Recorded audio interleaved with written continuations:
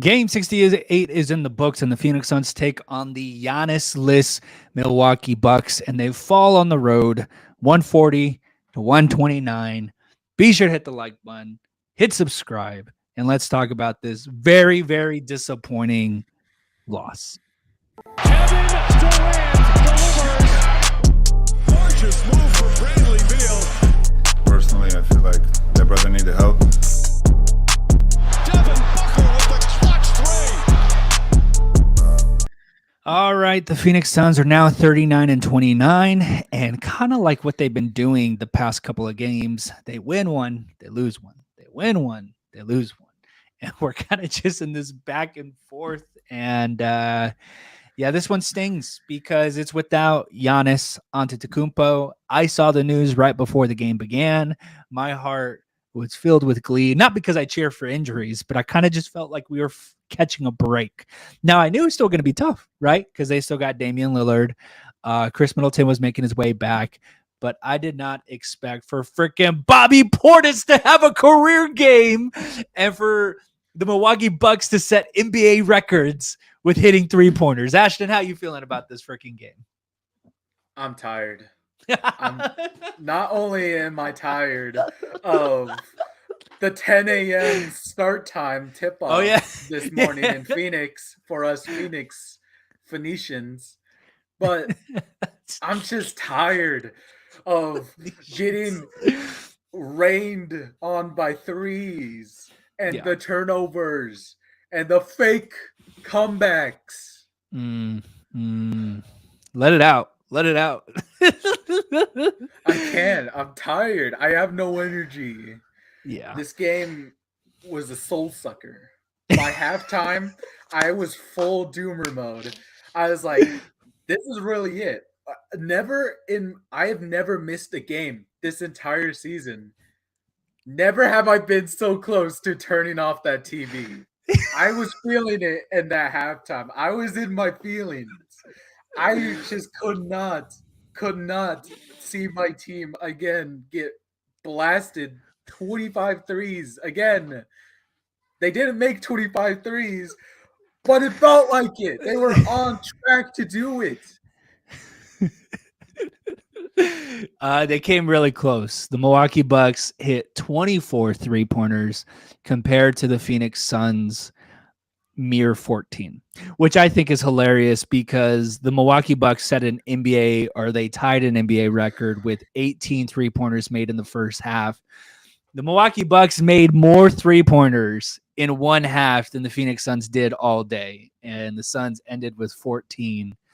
And yeah, this one was a kick in the gut. I mean, this one did not bode well. I mean, Bobby Portis, shout out to the former Razorback, had 31 points, and he outscored Kevin Durant, who had 11 points, outscored Devin Booker, who had 23 points, outscored Bradley Beal, who had 28 points. On a brighter note, one of my favorite players to have been watching the past couple of weeks is hands down Bradley Beal. I think Bradley Beal's been playing so well. He's been so much fun to watch. Bradley Beal, his stat line for the night or for the day, for the morning, 28 points, 7 assists, 4 rebounds. Yeah, the emotional roller coaster that kind of has just been this season. It continues. And this one, well, hold on. Also, the other thing, when we made our predictions, Ashton, you said in the next 6 games you're expected to be 5-1, and you said this was the game that got you nervous. Talk about that a little bit. Oh yeah, I was nervous coming into this game because we haven't really had a chance to like see or go up against Damian Lillard, so I was kind of curious on how the Suns would approach that issue. I obviously thought Giannis would be playing this game, but when I saw that news break this morning, a little glimmer of hope, like you said, twinkled in my eyes, and I said, "We have a chance." Yeah, yeah. I think I'm gonna just say it, and I think we all know this. Like, the Suns should have won this game tonight. or today. They should have won. When the Bucks are kind of still searching for answers, even though they've been really good post All-Star break. Um, even though they're still searching for answers, and when they're down their main star, Giannis Antetokounmpo, the Phoenix Suns, with all three of their stars and with a pretty healthy lineup, you have to win this game, especially with now 14 games left to go to the playoffs. You need to win this game, and you're dancing around, the play-in tournament, and you're dancing between the 8th and the 7th and the 6th seed. This is a game. This is a must win. This is, every game is for the next 15 games, but this one kind of just seemed like, hey, we're going to give you one. And the Suns held, they kind of held on to it. The first quarter, it was, I expected the Bucks to score, but the wheels came off in the second quarter, and these guys were just hot. And, it's not even one of those things where I can sit back and say, like, I'll tip my hat, the Bucks played really well. No, the Suns were playing terrible defense. They were just letting them shoot. It was, and one player in particular, and I've been going back and forth with Kevin Durant all season long. Like, one day you see him drop, 40 plus against Boston, and you see him be the main scorer. But Kevin Durant, he is on my list tonight of players that I was just severely disappointed with. I will say this, for the players that played bad in this game, like, they had a chance to redeem themselves. Like, Royce O'Neal was playing poorly again in the first half. But yes, Royce O'Neal found his stride. He was playing good defense. He was, making threes, ended the night with 16 points. And I think all the players that you saw made poor plays or bad plays, they found a way to redeem themselves and close that gap to make it a 6-point game in the second half that we saw. But Kevin Durant, 11 points, 9 rebounds, 4 assists, was just incredibly passive. And there were some moments where he wasn't even contending the shots. He wasn't closing in on defense like Devin was or Bradley was. He was just putting his hand up. Like, we know you're super tall, but we need you to close in. And he, whether he wants to be that guy, that leader in the locker room or not, like, people do follow his lead, and people do follow the physicality that he sets, the tone that he sets. And I was so frustrated with his defense. I was so frustrated with his ability to create his offense, to find his shots. I'm so mad. I don't want to say I'm mad at Kevin Durant, but I'm just very disappointed with the way he played today. What do you think about that? Yeah, they must have some good stuff up there in Milwaukee, because, man, was he laid back tonight. Just get physical, man. I was screaming at the TV just for him to get a little more physical with his defense, and he never did. Yeah, even with Devin, there was a few, even though Devin ended with 23 points, 9 rebounds, 6 assists, almost near a triple-double when you're looking at that stat sheet. I think there were times where he could have been a little bit more aggressive. And Yusuf Nurkic cracks me up because, he's had like these incredible rebounding games the past couple of games, and then barely just gets 6 tonight, which is pretty crazy. But Nurkic is far from the problems that happened today, and he was kind of isolated out of the game. I mean, when the Bucks put up 82 points on you in the first half, like, Nurkic isn't going to get a lot of playing time in the second half just because we got to score now. But yeah, so. Yeah, I think a lot of fans expected. I think, like us, when we looked at that 6-game spread, if you could pick the one game that stood out to you where it's like, okay, that one's going to be a tough one, everyone would have thought Milwaukee, especially on the road. But losing to them without Giannis stings. It's tough. Yeah, and just I guess I'm a little down. Coming down from my just kind of like doomer phase, you got to give your credit to Bobby Portis. He was perfect. He was a huge difference maker in this game. I say if he didn't go as hot as he was tonight, we would have won this game. So yeah, I mean, there would have been a good chance. I mean, but he was getting open shots. I get it though. When you start a game and you got a big guy like him make a couple of difficult shots and make 3-pointers, like, I understand, like, like challenging them, like, okay, go ahead and make it. But once that dude makes like 4 of them or 5 of them, then it's like, okay, it might be your day. We should probably press up on you. We should probably play some defense on you and get on you before this gets out of control. And it did. He was 5 of 5 from 3 points, 13 to 22 overall, 31 points, like I said, 10 rebounds. Was just an absolute menace and killed the Suns in that first half. And then on the other side of it, I mean, Damian Lillard, we got it within 6, and I was joking about it on Twitter, but I was like, I got up to get a drink. It's close to 6 points. I'm like, okay, we're gonna go into the fourth, and then I come back and we're down by 15. I'm like, what the? And then Damian Lillard went on like this 9-0 run. I'm like, what are we doing? Can we not like hold the fort down for me to just get up and like get a drink? Do I got to sit here and watch this madness? But Damian Lillard, 31 points, 16 assists. I want to say that, the next 5 games are pretty favorable, and like we can maybe get a 5-0 run here and win 5 straight. But it's the same thing where it's like, the Bucks were without Giannis, and like the Suns just had to win today, and they didn't. And in the same way, we're looking at these next 5 games. It's like, oh yeah, the Suns are better than all those 5 teams. They've got to find a way to win those. It's like, well, that's what we said before today's game when we knew Giannis was out, and look what they did. And now you look at these next 5 games, it's like, Oh, no. Something's going to happen. Like something, that's the thing. Like I can't be confident and tell you that these 3 and this entire Suns team is going to lock up and get a win. I'm more confident in the fact that something bad's going to happen. Like something is just going to be off. Like either Katie's going to be passive, or Royce O'Neal can't make a shot, or Bol is going to drop 20 points and everyone's not going to score at all. Like this team is just consistently inconsistent. That's the only thing I have confidence more than anything with this team now. Everyone's looking for like identity with the Phoenix Suns and like, what do they do best? Who's their best player? What do they, all that kind of stuff. But I can tell you what they do best is they consistently do not show up. They're inconsistently inconsistent. And I don't know which team's going to show up every night. I don't know. And you see spurts of it too, because, we were down, albeit like we were down 22 in the first half, but being down 22 isn't too bad. It was the 82 points that you gave up in the first half that like made me want to like, but,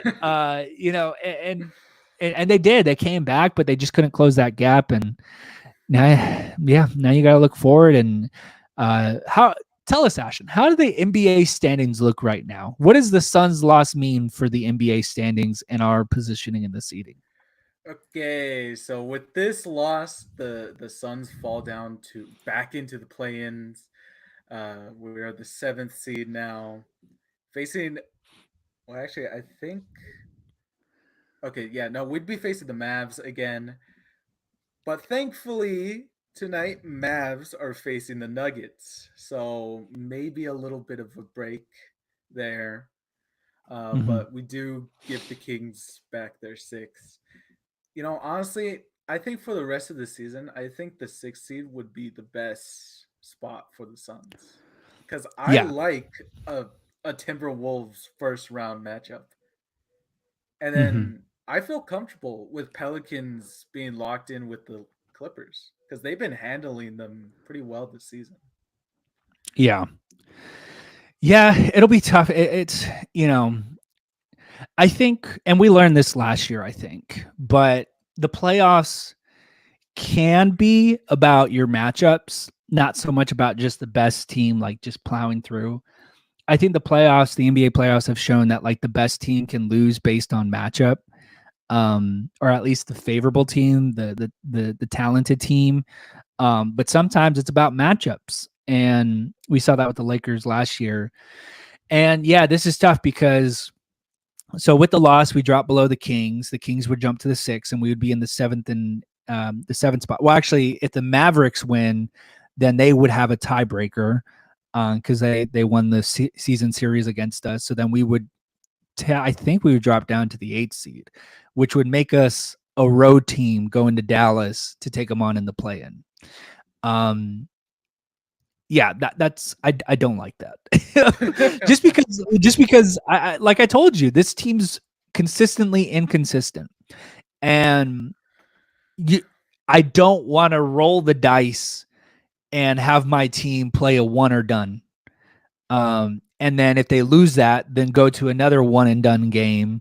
And either it's a win or go home situation with the Warriors or the freaking Lakers. I don't want the season to go to that. But it kind of feels like the writing's on the wall. Like that's kind of where we're inevitably going to end up.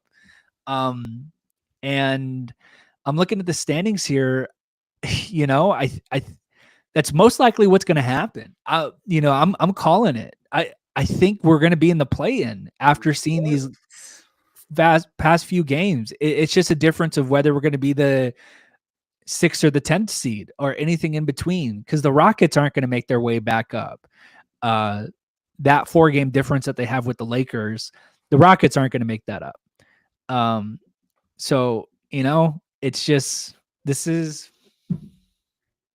it. I'm just calling it, like if you're holding out hope that this team's going to get it together and get a run going and finally emerge from the shadows and start winning games, well, guess what? Something's going to happen. Something will always happen. Safeties win these next 5 games, right? Safeties, they win these next 5 games and they jump from like the 6th seed to the 4th seed. Something's going to happen. I just know it. The way this season's going, the trajectory, like I'm not one to plague injuries, but like, it's too quiet with injuries right now. It's too quiet. It's too quiet. And knowing the Suns, like something is always going to happen. I don't know, Devin gets back with Kendall or KD does another podcast, or I don't know. Something's going to happen that's going to lead to this, it's just, that's my safest bet more than anything, is I can tell you, I don't know what to expect from the Suns. And at this time of the year, 14 games left. You want to have a clear identity. You want to have some sort of confidence in what you're doing. And I feel like the guys just go out there every night and they say, let's play, and whatever happens, happens. That's where I'm at with this team. Sorry, it's doom and gloom, but it's the truth. It's the truth. It's what this team is. And I think it's realistic expectations, because Frank Vogel, first-year head coach, new squad. We've changed the bench around a little bit. KD, Bill, and Devin have played just a little bit over 20 games together. No, that's a lie. It's well over 30 now. I think they may be like 20 and 11 or something like that. But yeah, I mean, it used to be, so a week ago, right, when we didn't have Devin, it used to be these 3 need to play together, and once these 3 are together, then they're going to win some games. Well, guess what? The 3 are playing together, and they have been playing the past couple of games together, and it's been on and off. They lost to Boston. They won in Charlotte. No, they won in Cleveland. They lost in Boston. They won in Charlotte. They lost in Milwaukee. The trend continues. It's the same thing. It's that's all I got to say. And I'm just, I'm going to try my best to detach myself from these games and just see what happens. You're right. There is something that is going to happen on the injury, and that's Damian Lee making his return. And he's going to fix all our problems. The offense is going to be beautiful. Well, that's crazy too, because we got to talk about Isaiah Thomas signing a 10-day contract with the Suns. I forgot about that. Yeah, it's like, I don't know how to feel about that. That man has been in the G League, and it's just like, is that who we really think is beneficial to the team right now, that we think he can help this team? I don't know. I think Isaiah Thomas can give us one game. I think there can be one very satisfying, very fun game for my IT. I really do believe that. But I think for the rest of the other games, I think he's going to be a non-factor. But I think it's just going to, you know what? I'm calling it right now. IT is going to play in one of the San Antonio games, and he's going to go off. He's going to drop like 20 to 30 points. And that's all he's going to do. That's all he's going to do. Like, he's just going to be completely non-existent for the rest of the 10-day contract or whatever it turns into. But he's going to give you one game, and then he's going to bow out. That's it. That's all IT is going to give us. I wish you could give us that game against like, like Denver or like OKC, but it's going to be against like San Antonio or someone random like that. That's my prediction for IT. Yeah, I don't know that much about him. Complete wild card, but I mean, it's been dropping 30 in the G League. Yeah. That's Yeah. something, I guess. But I think that fits well. Like, I don't need IT to play with the starters. I need you on the bench. And if you can play well against bench caliber role players, if you can get advantages in that and give us extra points off the bench, I like it. So I would imagine that 10-day contract turns into a contract and IT plays with us through the playoffs. Interesting. And it's going to be interesting to see how Damian Lee fits into the mix because he traveled with the team. So there was a suspicion that he was going to hop back on this little 4-game road trip, but Milwaukee closes it out. So we'll be back at home. And you got to win these 2 at home. Suns, you got to win at home. You got to win these. You got to win these. Philly will be tough. They are 37-30 while we're 39-29. So Philly's going to be tough. Philly will be a tough game. But please, for the love of God, win. Please find a way to win. And then Atlanta, they're 29-37. You got to get back and get some momentum going here at home. So that because you're going back on the road again. You got to get these 2 games because then you go on the road for 5 games. Holy crap. You go on the road for 5 games. And then you take on San Antonio, Denver, OKC, and New Orleans. Oh God. I just took a peek at the upcoming schedule. Yeah, this is the ugly side because a while ago I spun this off as Suns are in a perfect position because they're a dark horse. Nobody could predict this team because we could either be in the play-ins and like just end our season there, or we could go to a championship. Nobody knows what this team is. We're too inconsistent. You're right. Well, get this. Okay, Phoenix Suns Nation, you're mad. I get it. I'm just like you. But listen to this.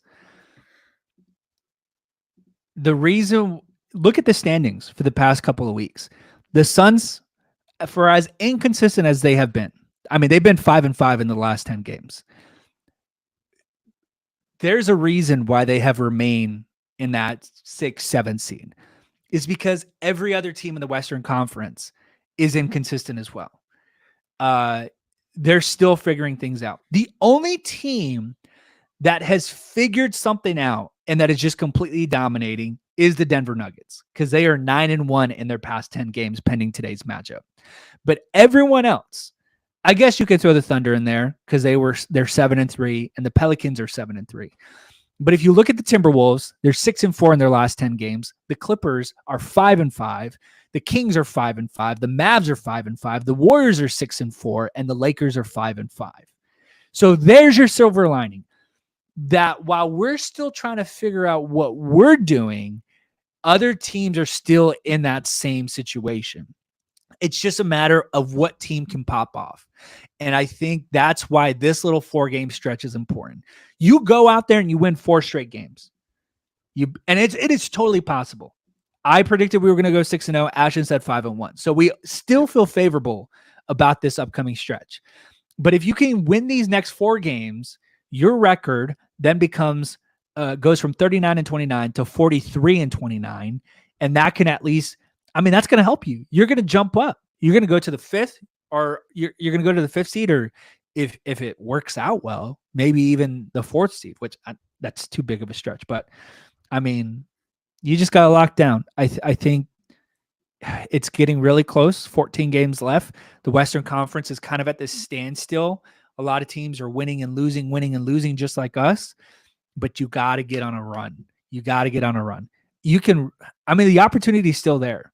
Because then you take on Denver. What happens if this team beats Denver, OKC, and New Orleans? Holy crap. That just shakes up the entire Western Conference. And then you take on Minnesota, then New Orleans, and then the Clippers twice on back-to-back nights, and then Sacramento, the keys are still in the Suns' hands. Like they're not out of the equation. Like their destiny is not out of their hands at that point. Like it is all still within the realm of possibility that if they can somehow get it together, beat these teams that are on the slate that you're most likely going to see in the playoffs. Yeah, absolutely right. You're absolutely right. Championship. We are so back. We are so back. But back to earth and reality. The Suns lose tonight. You lose today 140 to 129. And like I said, I think this is a game that a lot of people expect. Of course, we should have won it. But I mean, teams are just not going to set NBA records against you every night. If you take away that NBA record, tying it with 18 3-pointers and them shooting 24 threes, and if you just close out on defense more, I mean, you had a really good game from Beal. Book was Book. The bench gave you points. It's. I think we're just like a few plays away. That's what's so frustrating. I'm like, I completely convinced myself. We're just a few plays away. And now we're going back home. And we like being at home. The Suns are good at home. The Suns, let me see. Our record at home is 21-14. God, that's not that good actually. But still, we've won more at home than we've lost. But that's all I got to say about this game. And then we're looking forward to, when did they play? Wednesday. Little bit of a break. Ice them knees. Get in the ice bath. Drink a little water. Get hydrated. And then we're back to business on Wednesday. I like it. Reasonable time this time. How do you feel? Do you feel confident? How do you feel, Ashton, before we jump out of here? I mean, yeah, you put together a good argument there. And yeah, the way the Western Conference is, if we do put together a 4-game run, that's like a probably lockdown 6 seed, because we'd probably get some separation against the Kings if they continue to be like the shaky they are. Yeah, I'm modest. I'm feeling moderately okay about this next 14 game stretch. Of course, we'll have to see it all play out, but yeah, today's game just really awoken something within me. All right. Well, we are done unless you got anything else to say, Ashton. No. All right. Well, we will see you guys on Wednesday for this showdown against the 76ers back in Phoenix. Be sure to hit that like button. Be sure to subscribe. And go Suns. Kevin Durant delivers. Gorgeous move.